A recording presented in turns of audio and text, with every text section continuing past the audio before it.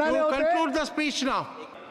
गरीब और गरीब हुआ और अमीर हुआ है, यानी गरीबों और अमीरों के बीच फासला बढ़ गया है।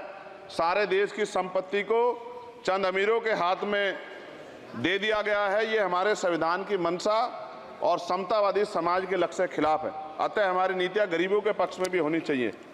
जातिगत जनगणना SC ST OBC यानी कि जो बहुजन समाज के लिए आज जीवन मरण का प्रश्न है, इसके बारे में कोई बात बजट में नहीं की गई है। इसके बाद जनसंख्या के अनुपात में बहुजन समाज को सभी क्षेत्रों में हिस्सेदारी मिलनी चाहिए, तभी बाबा साहब अम्बेडकर का जो सपना है समतामूलक समाज का वो पूरा होगा।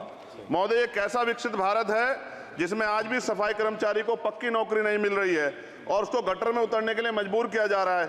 उनके लिए कोई अलग से बजट नहीं है। बजट बन सकता है अगर सरकार चाहे। SC ST को जो सब प्लान मिलता था, SPC का जो पैसा मिलता था, वो बजट से हटा दिया गया है। साथ साथ देश के स्तर पर आशा, आंगनबाड़ी, भोजन माता, ग्राम सेवक, PRD जवान, होमगार्डों के मानदेय में बढ़ोतरी नहीं हुई है। ऐसा कुछ भी नहीं दिख रहा है कि उनके जीवन में खुशहाली आ जाए। इनका मानदेय बढ़ना चाहिए।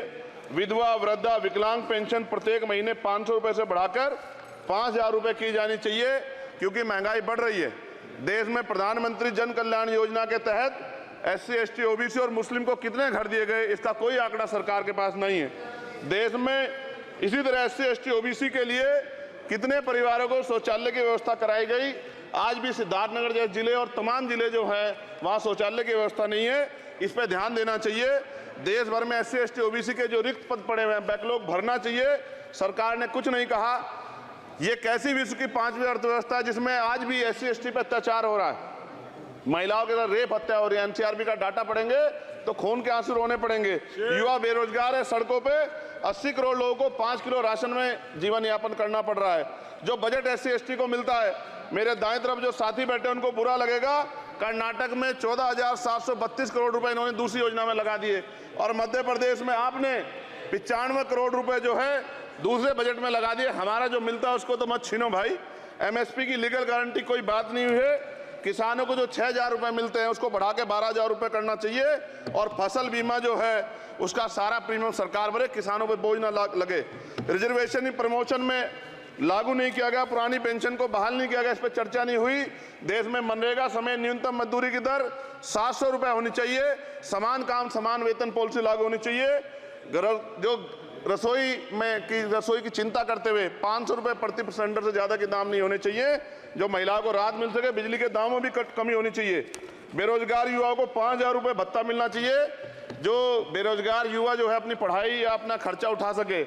मैं अपने क्षेत्र के विषय में महोदय आपसे कहना चाहता हूं कि पश्चिम यूपी में नगीना में एक एम्स बनना चाहिए, एक IIT बननी चाहिए, एक IIM बनना चाहिए। नगीना लोकसभा में उद्योग धंधे लगने चाहिए। नगीना की कताई मिल जो है उसको पुनः शुरू कराना चाहिए। RRTC जो योजना है सरकार की, उसको मेरठ से आगे बढ़ाकर मुजफ्फरनगर, सहारनपुर से नजीबाबाद, नगीना होते हुए उसको नगीना तक ले जाना चाहिए। साथ साथ नजीबाबाद से मुंबई के लिए एक ट्रेन चलनी चाहिए और नगीना, श्योरा, किरतपुर में रेलवे के ओवरब्रिज बनने चाहिए। सभापति महोदय, सामाजिक न्याय मंत्रालय को 13,000 करोड़ रुपए दिए गए और जनजाति कार्य मंत्रालय को 13,000 करोड़ रुपए दिए, कुल 26,000 करोड़ रुपए, जो कुल बजट 48.20 लाख का लगभग 0.54% है। जबकि हमारी संख्या 25% से ज्यादा SC ST की और बहुजन समाज की मिलाओगे तो 85% से ज्यादा है। और हमारे विकास के लिए सरकार 1% पैसा खर्च कर रही है, जो मिलना हमें चाहिए, जबकि मिलना हमें 25% चाहिए। ये ऊंट के मुंह में जीरा के समान है, कहावत हमने बहुत दिन सुनी थी।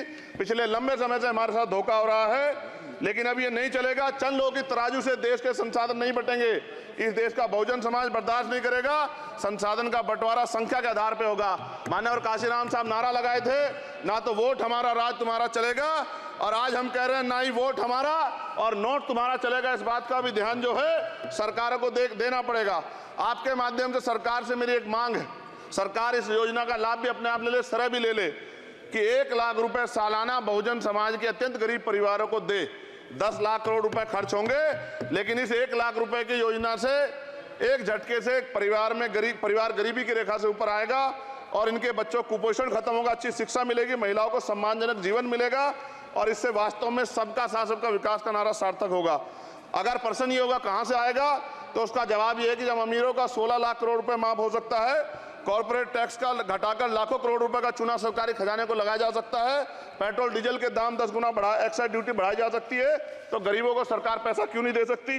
महोदय, समय आ गया है, अब निजी क्षेत्रों में आरक्षण की व्यवस्था होनी चाहिए। SC ST OBC को निजी क्षेत्रों में आरक्षण मिलना चाहिए। और मेरी आपसे ये भी मांग है, क्योंकि अब समय की मांग है और देश तेजी से आगे बढ़ रहा है, तो मैं कहूँगा कि सरकार का जो सबका साथ सबका विकास का नारा लगभग वो असत्य महसूस होता है, क्योंकि अल्पसंख्यकों में मुसलमानों, जैनों, सिखों, बुद्धिस्टों के लिए कुछ दिख नहीं रहा, उनकी कल्याण कोई योजना नहीं है। मदरसों को जो बजट मिलता था वो कम कर दिया गया है। आर्थिक तंगी से लोग मर रहे हैं। इंटर्नशिप की बात हुई है, परमानेंट रोजगार नहीं है। और दिल्ली में क्या हुआ बच्चों के साथ कल? उनकी सुरक्षा की जिम्मेदारी क्या है? वो आए तो बनने थे IAS IPS और बन क्या गए? लाशें बन के गए। यहाँ से कोई ध्यान नहीं दे रहा है, किसी की नजर नहीं है। साथ साथ मैं आपसे ये भी आग्रह करूंगा कि हम ग्रामीण क्षेत्रों से आए लोग देश से बड़ा प्रेम करते हैं और हम ये महसूस करते हैं कि सरकारें हमें सुनेंगी, सरकारें हमारे बारे में सोचेंगी। लेकिन ऐसा महसूस हो जाता है आज़ादी के 75 साल बाद, और जिसको अमृत काल कहा जा रहा है, आज भी SC ST OBC के लोगों पर अत्याचार हो रहा है। अभी 2 दिन पहले गोली से उड़ा दिया गया गाजियाबाद में, और राजस्थान में गर्दन काट दी गई। ये घटनाएं देख कर डर लगता है, घर से निकलते हुए भी कि आने घर वापस लौटेंगे नहीं लौटेंगे। तो मेरा सरकार से आग्रह है, अगर आज़ादी के 75 साल बाद भी हमारी हत्या हो रही है, तो हमारी मां को भी दर्द हुआ होगा जब उसने हमें पैदा किया हो। हमारी बहनों को भी हमारे खोने का दर्द होता होगा। कैसी कानून व्यवस्था है आपकी? सब कुछ है आपके पास, फिर भी जो है महिलाओं पर रेप नहीं रोक पा रहे हो, हत्याएं नहीं रोक पा रहे हो, गरीबों, दलितों, पिछड़ों, किसानों, मजदूरों की जान नहीं बचा पा रहे हो। किसान सुसाइड कर रहा है, नौजवान सुसाइड कर रहा है, और बड़ी बड़ी बातें होती हैं, इधर भी अच्छे लोग हैं, इधर भी अच्छे लोग हैं, लेकिन अच्छाई तब होगी जब जमीन पे भी कुछ काम दिखाई देगा। और जमीन पे महोदय कोई काम दिखाई नहीं दे रहा है। जब कोई योजना की बात आती है तो सरकार हमसे मुंह मोड़ लेती है। आप बताइए, एजुकेशन का बजट कम कर दिया, हेल्थ का बजट कम कर दिया। मैं अपने क्षेत्र में गया तो आप विश्वास कीजिए, डॉक्टर नहीं है, स्कूल में मास्टर नहीं है, और कोई भर्ती ऐसी नहीं जिसका पेपर लीक नहीं होता है। तो देश किस तरफ जा रहा है और इसमें नौजवानों का भविष्य क्या है, इसके बारे में हमें चिंता करनी चाहिए। और अंत में अपनी बात को खत्म करते हुए मेरा आपसे आग्रह और आपके माध्यम सरकार से आग्रह है कि यहाँ बाहर बाबा साहब अम्बेडकर की मूर्ति लगी हुई थी एक, वो करोड़ों लोगों की आस्था से जुड़ा विषय है, और आप विश्वास करो इतना गुस्सा है उसको लेके। मेरी आपके माध्यम से मैं हाथ जोड़ता नहीं हूं, लेकिन मैं हाथ जोड़ के आपसे आग्रह कर रहा हूं कि प्रधानमंत्री जी, सरकार से हमारी आग्रह कि वो अम्बेडकर वादियों के सम्मान का ध्यान रखते हुए, उनके जो है दिल की पीड़ा को समझते हुए, दर्द का ध्यान रखते हुए उस मूर्ति को पुनः स्थापित करा दीजिए। अगर इसमें कोई राजनीतिक कारण अलग बात है, लेकिन मैं कंक्लूड कर रहा हूं। मगर मैं आपसे कहना चाहता हूं, इसमें बहुत गुस्सा है। जिस दिन अम्बेडकरवादी गुस्सा हो जाएगा, वो फिर इस सरकार को जो 24 में आ गई है, वो आने वाले चुनाव में ऐसा सबक सिखाएगा कि दोबारा पलट के नहीं देख पाओगे। तो मैं आपका धन्यवाद करता हूं, और मुझे विश्वास है कि सरकार मेरी बातों पे गौर करेगी और गरीबों के बारे में सरकार सोचेगी, गरीबों को आगे बढ़ने के अवसर प्रदान होंगे। धन्यवाद।